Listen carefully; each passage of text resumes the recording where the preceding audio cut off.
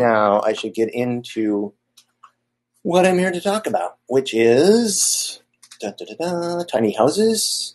It is true that in the 1990s, I moved into an Airstream trailer because I could not afford much of anything else.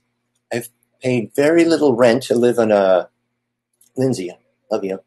I've paid very little rent to live in a hayfield north of Iowa City, and from that Airstream, well, I started building a tiny house because it seemed necessary that I have more insulation in my walls, something not quite so mobile and more like a home, something for permanent living. And that's when I built my first house and wrote my first book and put it all out at the same time in 1999. Because I felt like it was important to put out a message, like something mentioning the merits of small housing, since nobody seemed, at least in the masses didn't seem to really understand that small could be good at that point. It wasn't being talked about. Everything was huge. And so I built a house. It had walls with insulation. It had homey stuff in it. And so I called it a tiny house. And that has stuck. And I'm trying not to look at your comments right now, though I do see you, Dorothy, and Dee, and Lindsay. I'm going to try to ignore that for now because we're going to address questions later. Most of you are just saying hi. Just a general hi to all of you. So I released that book and the house in 1999. Part of the book, an excerpt from the book, went straight into a magazine. I entered a natural home magazine house competition, house design, and I got the most innovative award. And they put my article, part of my book, into the magazine, and they showed pictures of my house, and that was really cool because from there it just went up and up and up really fast. Every year since then, I've seen tiny houses increase in popularity. A lot, as we all have. And that was my goal, was to convince people that this was a good idea. I guess it wasn't very hard because it is a good idea. But I was lucky to have a few good pictures to help out with that. Apparently the media really likes good photos and a good story. And if you got that, they just love it. And the message can be taken from there. I did start a business at that same time because it seemed commercial marketing was what I knew to be the only way to message the message I had in mind. So I started Tumbleweed at that time, and that business was named after my house, which was Tumbleweed. And I've been living the tiny life ever since. I did move into a 500 square foot house because there were 4 of us and a cat. So I had my tiny house in the backyard, and I actually did spend most of my time in my tiny house in the backyard. Other than that, I guess I would just say it seems we can no longer call 2,000 square feet a small house anymore, which was one of the most popular magazines on small housing at the time, the only one really that I'm aware of, and that was a magazine devoted to small houses of less than 2,000 square feet. I should also mention, as everybody would rightly know, that I was not the first to build a tiny house. Of course I wasn't. I was really inspired by settlers' cabins, bardeaux, which are also called gypsy wagons, and by Lester Walker's book, Tiny Houses. That's a good book. You know, the images are grainy, but they're really inspiring, and that's what inspired me probably more than anything else, because he consolidated a lot of these cabins and gypsy wagon type things into one easy source to access. Since that time, things have gotten interesting, like especially in the last 5 years or so. Yeah, since 2015. In 2015, some laws were changed, largely due to the work of a good friend named Andrew Morrison. And he was he was actually working more pragmatically than me while I was trying to inspire people. He was actually pushing for legislative change. I can't talk today. And he achieved a lot of that. The requirement in a house for a 120 square foot room went down to 70 square feet. So these days, you could actually build a house about the same size as maybe Dee's or my first house, legally, without wheels on it. And that was the goal from the beginning. And part of the shtick, for me anyway, was these laws are so ridiculous, I have to build a ridiculously traditional house on wheels.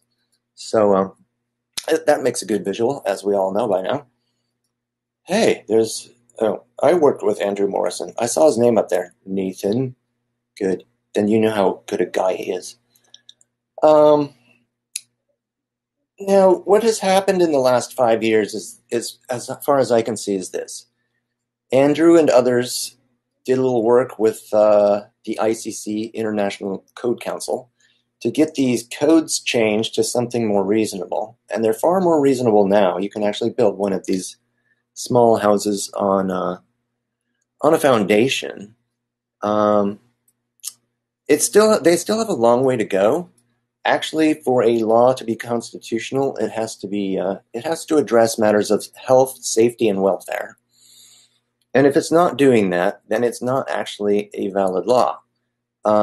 What's happened somewhat recently is people are starting to realize that and I've written an essay on this. I'm going to have to get that essay out soon.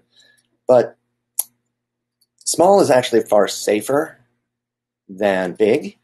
Here in earthquake country and in Tornado Alley, people might know that because, well, anybody who has a shoebox versus a refrigerator box knows that the shoebox holds up far better than the refrigerator box when you kick it. Smaller structures are much more sound in terms of seismic or lateral bracing. In fact, when it comes to preparing for an earthquake, the seismic data put out actually by the government shows that the first criteria for keeping a house earthquake-proof is make it small. That is actually the criteria they use throughout every other bit of criteria as one of the constants. There may be other variables that one's constant. I'm going to start reading some of these questions and hellos. And I'm sorry, I'm a very slow reader, but J and D are among the favorite tiny house people. I like to read that one. J and D are among my all favorite tiny house people. Very flattering, like those. Especially now with the whole virus thing, social distancing, way safer than apartment living. Good point. The whole world is changing. Like in the last 6 weeks, everything's upside down everywhere. I find it very strange. But it is nice to have a small space when you're trying to keep yourself isolated or quarantined. I wish I could read these faster. They come in faster than Oh. When did I leave Iowa to move to California? That was in 15. No, 05. 05. It was a while back, and I came out here because it seemed like there was even more of a need for small houses out here. Unfortunately, they were also making it harder than other places to make small houses work, but that has since been addressed. Andrew Morrison is the one that I followed the closest, and my daughter loves your tumbleweed designs the most. Hope we can do more. I'm going to go to some short questions. If you want me to answer your questions, just type them in short. Lindsay, I love you, Lindsay. You're my neighbor. Oh, but I just missed you. It'll come back. What's with these long-winded ones? Starting a tiny house on a foundation compared to schoolie trailer. do this. I'll scroll back and then read it. Or even, these are the key things to be aware of. I'm sorry. I'm just very slow with this one. I'm kind of misinterpreting this perhaps, but some of the differences between little houses on foundations and little houses on wheels involve things like zoning. Zoning dictates where you can put a trailer and a house. So it's important to know if you're putting something on a foundation permanently, it's nice if you can actually make it legal. Because if you can't move it, then that becomes a problem when they crack down. A trailer is good because you can move it. It may be illegal or legal, but ultimately it doesn't matter as much because you can move it if necessary. A lot of places, by the way, speaking of laws, policy changes, some places are actually now allowing, as most everyone knows here, they're allowing for tiny houses on wheels as what are called ADUs, auxiliary dwelling units. So you can put one of these things in the backyard and you're good to go in terms of having a legal structure. There are a few other things that apply, like building codes. You have to still meet building code, or at least when it comes to a trailer house, you'd want to meet probably park model RV regulations or just regular RV regulations. And that can be done. It's not that hard. One thing I think that's been overlooked when it comes to the codes, so far, I haven't noticed anybody doing anything or even speaking of the efficiency of your common wall and floor and roof. There is such a thing as diminishing returns when it comes to insulation. So when you get up to around 3 inches or so, you've got of polyiso, which is just foam board. But if you've got, that would be about 15 Rs. Never mind what an R is. If you don't know, it's just a unit of measure. And if you've got 15 Rs, maybe 20, maybe as little as 12 in certain climates, you've got enough, and much more would be a waste of mostly space. Because once you start adding, well, you can't add much width if you're on wheels. You may not want to anyway. If you go inward, you wind up with a coffin-sized house on the inside. So I recommend like around 20 Rs in the roof, the walls, and the floor. And it's funny, the codes haven't addressed that, and that's probably because, most likely because the industries actually create the codes. The ICC is a private organization.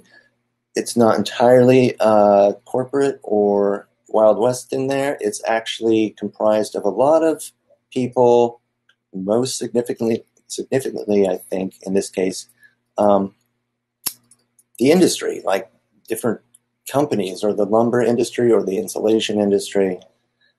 All of those folks have a lot of say in what the codes are because they pay to get into the club. And I think that's part of why things are so ridiculously wasteful. It's really hard to build an efficient house if you're required to put in 8 inches or 10 inches worth of insulation.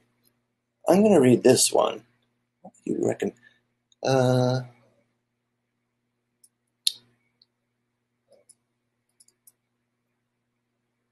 Dee Williams. I was actually on the screen with Dee yesterday for the panel discussion. And she's actually answering some. I love you for answering people's questions, Dee. This is very helpful. Thank you. And you know that because you were the one having to read the questions yesterday. Lindsay, yes, I can scroll the queues. In fact, I just did, and that's how I found your suggestion saying I should scroll the queues. Would love to hear more of your thoughts on recent developments in tiny house design, building methods, and policy. Well, that is a large part of what I was going to talk today about. And in fact, I think that was announced that way. So yes, let's talk a little bit more about policy. I think would be very important to know. It used to be that it was really hard to meet code and be efficient. I mean, it's much easier now. They're trying to change things. But like I said, the problem is with code now, when you look at it, the codes actually mandate a house that is less safe than a house that is safer. And that is becoming clearer and clearer to a lot of people now. And I imagine as it's recognized that there really shouldn't be any minimum size standard. I mean, it's really weird that they have a minimum size standard. The smaller you go, the more efficient and the safer. If somebody wants to live in a little box, they should be allowed to do it. And because of the codes, many people do. A lot of people living under tarps, because essentially what the codes do is create a product, a housing product, that a lot of people will never be able to afford. Even the average American can't afford even what's called affordable housing, the average affordable housing unit these days. So that's how it's gotten, and it's not good. I'm scrolling down. Hello, Florida, Dana. Hello, Natalie. And what are the laws currently in the works that could save significant change? Well, this is a good question. It brings to mind one thing that's happening now. It's a bit of it's a bit of cart before the horse, but in a good way, I think. One county in my area recently generously procured like 30 little houses for homeless people, because the homeless problem is really bad out here in California. We have far more homeless people than the homeless problem, I should say. It sounds like I'm calling the people a problem, but there's more of a homeless problem out here than anywhere else in the U.S. And what happens is a municipality, like the one I'm mentioning now, buys up a bunch of tiny houses for homeless folks, and it turns out they're 60 square feet, and that means the codes will now have to be changed again, because the minimum that was set recently was 70 square feet. So the codes are changing out of necessity, which is great. That's what should actually dictate everything, govern everything. Mario, where do you think is the best place in California to buy land for a tiny house? Nowhere. No. That's why so many of us live on other people's properties. One of my best friends, I rely on the kindness of strangers and friends who are generous, and a lot of people who are kind recognize that people are going to die if they're not given a place to live. There may be, I'd probably go, best place in California, but I would say this. Slab City. No rent. I mean, no code there. No, I don't think there's rent. I think, it's been said to be the only jurisdiction in California not to have any homeless problem, because if a person wants to plop down a blanket under a tree, they can stay there forever. So the homeless problem isn't so much about the home as it is about people being continually kicked around by the police, or whatever, maybe not kicked around, but moved, which is very devastating. I've actually been homeless myself recently, so I'm not a big fan of that position. I don't like being in that position. I don't think many people do. D. Williams. Thank you for answering these questions, D. Williams. I love you. I actually do love D. Williams because I've known her for 20 years, and she's a very good person. Susan, what do I need to ask when buying a shell that is 75% done? Really, this is a good question, because I really like the idea of buying a shell. What you need to know when buying a shell is that it have a lot of lateral strength. If presuming it's insulated already and closed up, you better make sure how much insulation it has and what kind. Sometimes the fibrous insulation, like fiberglass and bats of different kinds, can have some issues. If they do not put in a vapor barrier with fibrous insulation, it will be a huge problem. You can see this online in a few places. I don't remember. I think her name was Jenna, and she's with the Tiny House Movement. And she showed the inside of her ceiling, and it was totally black with mold. She used sheep's wool. You have to have a vapor barrier inside of that fibrous material to keep the vapor out of the walls in order to keep your insulation and your walls from rotting and being just a mold farm. Look for that. Ask if it's foam board, closed cell foam board that was used, that's its own vapor barrier. Or if they used a good vapor barrier, you should be set. Otherwise, a shell is a shell. Just make sure it holds together well and it's got the lateral bracing. I feel very strange because I'm the only person I can actually have this conversation with here.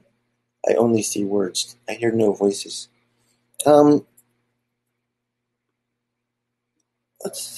Lindsay, I've been wanting... Oh, Lindsay, thank you. Lindsay will be talking about laws tomorrow at 11 a.m. Any specific regulations you know about in Pennsylvania? Sadly, no. A lot of the stuff I've been talking about in terms of policy, and Lindsay will be talking about tomorrow, that is actually national stuff in the sense that the ICC creates these codes. Then the states individually adopt them. They may do a little editing, but they generally don't do much editing. They generally tend to just put this stuff out, lock, stock, and barrel. And I don't know if they read it or not.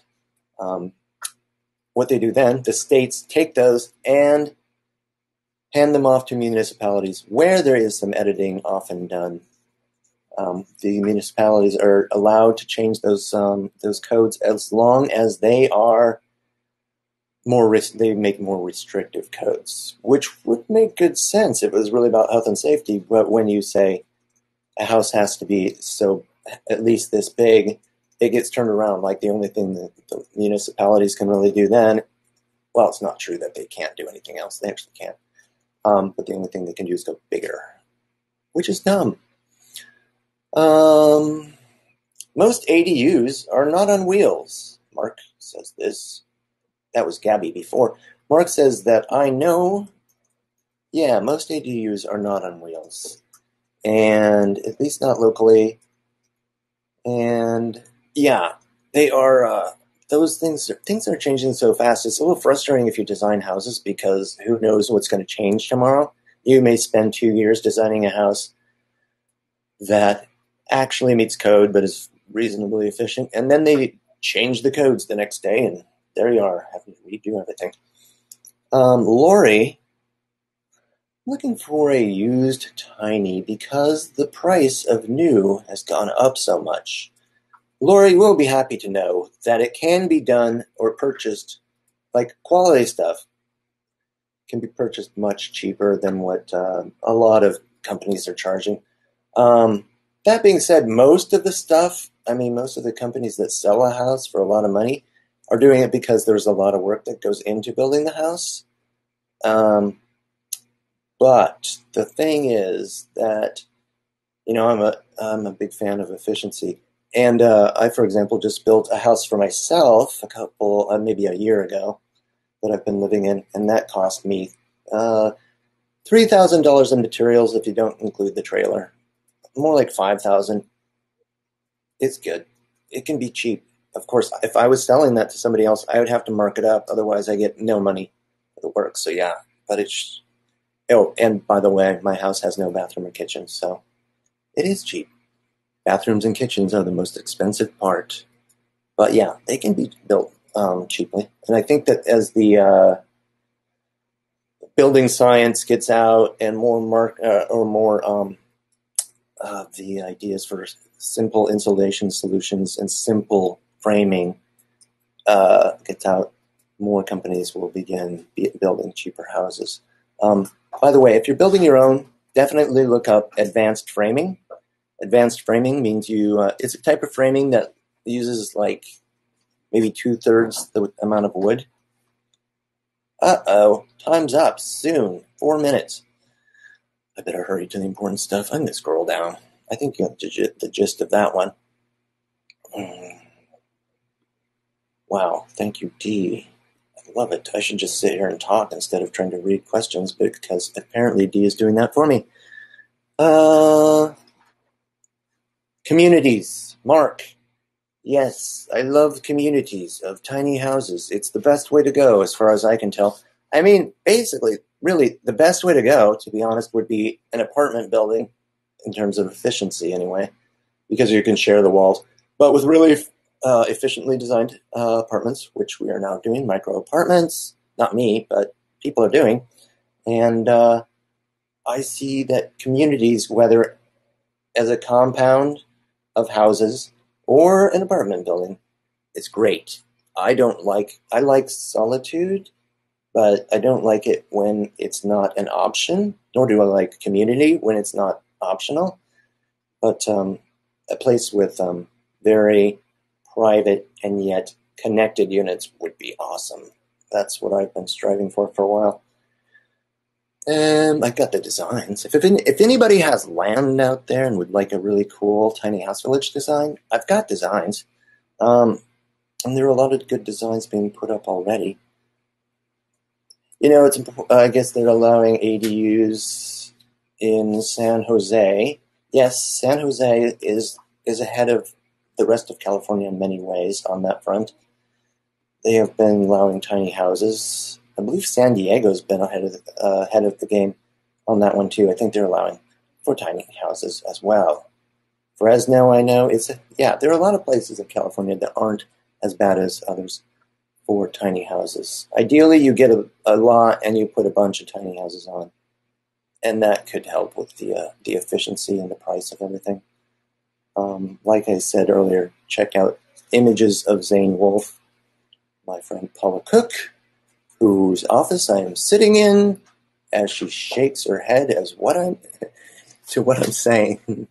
No, she's not, apparently. She says I'm not. Susan E. I like this. Lori, I'm looking for you, blah, blah, blah. Yeah, I've already read that one. Susan, time's up in 1:25. I should just talk about, I do like being prompted by the questions. But it's worth saying a few things about resources, because resources are the only way. I mean, nothing comes out of nothing. So I like a lot of pictures in my book. There were virtually no tiny house books 20 years ago. Now you look at the bookshelves in the bookstores, it's like a third of the books, maybe half, are tiny house books. That's very encouraging. The fact that this is now a household word, it's like gone from tiny house, 2 words, to, you ever notice it's getting like more tiny house? That's kind of encouraging. And I think that Jay, thanks, D.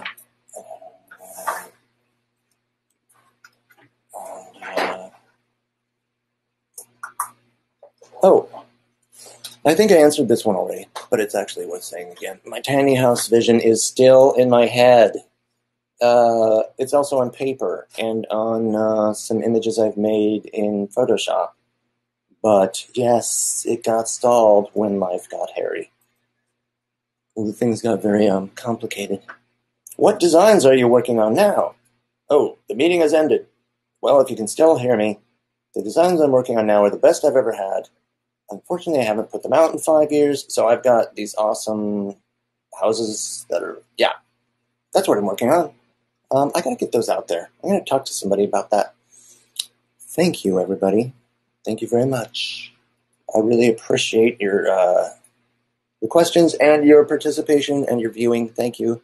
I guess I'll sign out now because that is what I'm supposed to do. Take care. Stay safe. Bye-bye.